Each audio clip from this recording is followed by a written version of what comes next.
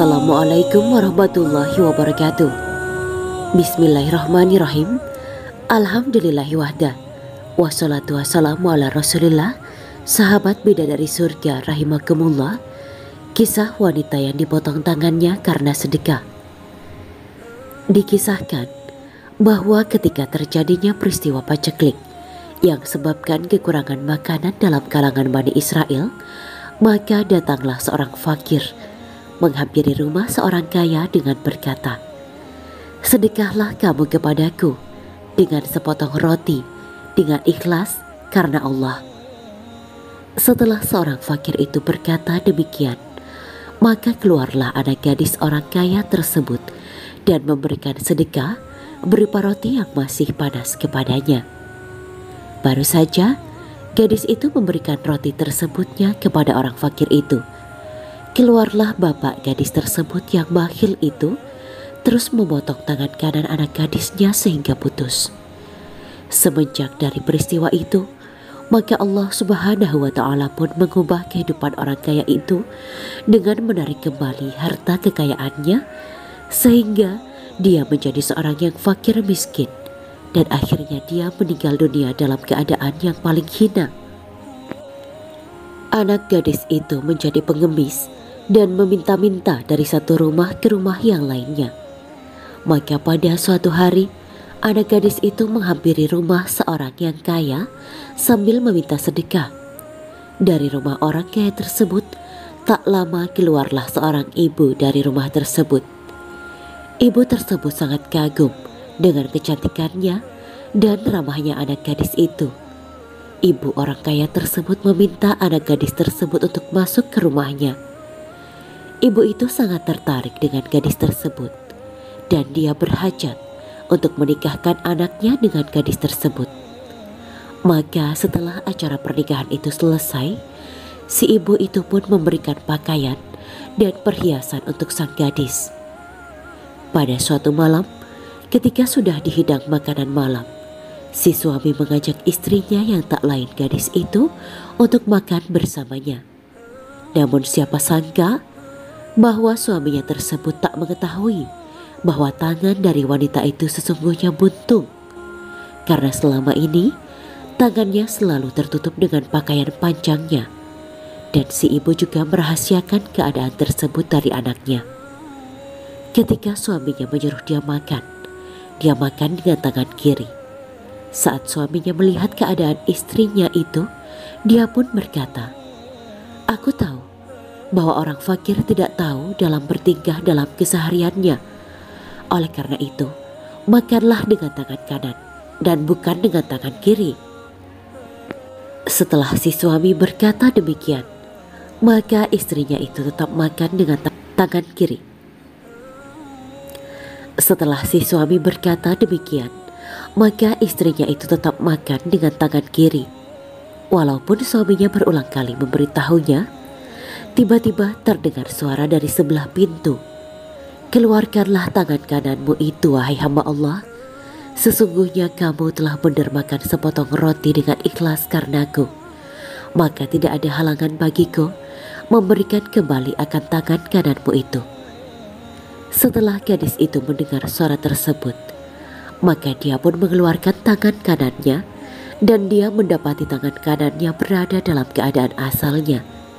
Dan dia pun makan bersama suaminya dengan menggunakan tangan kanan. Hendaklah kita senantiasa menghormati siapapun, tak memandang dia kaya ataupun miskin. Walaupun dia fakir miskin, apabila dia telah datang ke rumah kita, maka sesungguhnya dia adalah tamu kita. Rasulullah Shallallahu Alaihi Wasallam telah bersabda yang bermaksud, "Barang siapa menghormati tamu, maka sesungguhnya dia telah menghormatiku." Imam Al-Ghazali dalam karyanya Ihya Ulumuddin menjelaskan keutamaan merahasiakan atau menyembunyikan sedekah. Kenapa sedekah harus dirahasiakan? Secara praktik, sedekah memang bisa dilakukan dengan dua cara, yakni bisa dengan cara merahasiakannya atau sir, dan bisa juga dengan memperlihatkannya atau jahar. Tentang praktik sedekah, Allah menjelaskannya dalam ayat sebagai berikut. Jika kamu menampakkan sedekah-sedekahmu, maka itu baik. Dan jika kamu menyembunyikannya dan memberikannya kepada orang-orang fakir, maka itu lebih baik bagimu. Dan Allah akan menghapus sebagian kesalahan-kesalahanmu, dan Allah maha teliti apa yang kamu kerjakan. Quran Surat Al-Baqarah ayat 271. Dalam beberapa hadis juga disebutkan tentang sedekah yang boleh disembunyikan ini. Salah satunya, Rasulullah Shallallahu Alaihi Wasallam bersabda, sedekah yang paling baik adalah kesungguhan dari orang yang sedikit hartanya, menyerahkan sebagian daripadanya kepada orang fakir dengan dirahasiakan. Hadis riwayat Ahmad. Dalam hadis lain, yakni yang tercantum dalam Fadail Al-Amal, juga disebutkan tentang keutamaan sedekah secara sembunyi-sembunyi, yaitu sesungguhnya hamba itu hendaklah berbuat amalan dalam rahasia, maka dituliskan Allah baginya secara rahasia. Jikalau dilahirkannya, maka dipindahkan oleh Allah dari rahasia dan dituliskan dalam keadaan terang. Jika diceritakannya amalan itu kepada orang, maka dipindahkan oleh Allah dari keadaan rahasia dan terang dan dituliskan riya. Hadis riwayat Anas. Dalam suatu hadis yang sangat masyhur, dijelaskan pula bahwa kelak di akhirat Allah akan memberikan naungan bagi orang yang bersedekah secara sembunyi-sembunyi. 7 orang dinaungi mereka oleh Allah. Pada hari tak ada naungan selain daripada naungan Allah. Seorang dari mereka ialah orang yang bersedekah dengan suatu sedekah, maka tidak diketahui oleh tangan kirinya apa yang diberikan oleh tangan kanannya. Hadis riwayat Bukhari dan Muslim. Dari ayat dan hadis di atas, Imam Al-Ghazali menjelaskan bahwa keutamaan bersedekah secara sembunyi-sembunyi ialah agar kita terhindar dari penyakit riya dan penyakit hati lainnya, yakni senang apabila nama kita terkenal di masyarakat. Selain kedua penyakit di atas, ada pula beberapa penyakit lainnya yang bisa kita hindari dengan bersedekah secara rahasia, yakni penyakit al-mannu, yakni mengungkit-ungkit sedekah yang telah kita berikan kepada seseorang. Orang yang memberikan sedekah di hadapan orang banyak berpotensi melakukan riya. Sedangkan merahasiakan dan berdiam diri sesudah bersedekah adalah ciri dari orang yang ikhlas dengan sedekahnya. Beliau menceritakan tentang segolongan ulama yang dengan berbagai cara berupaya untuk merahasiakan sedekahnya.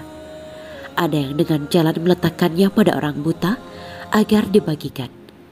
Ada yang dengan meletakkannya di jalan yang sering dilalui oleh orang miskin dan fakir. Ada yang memasukkan sedekahnya pada kantung baju orang fakir saat sedang tidur. Ada yang dengan perantaraan orang lain yang bisa menjaga rahasia dan tidak menyebarkan beritanya. Semuanya ini adalah dalam rangka untuk menghindarkan diri dari sifat riya. Wallahu a'lam bishawab.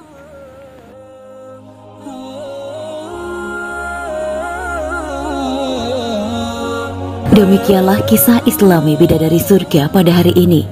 Jangan lupa like, share, dan tinggalkan komentarnya agar kami semakin bersemangat dalam membuat konten yang lebih baik lagi dan dapat diambil ilmunya.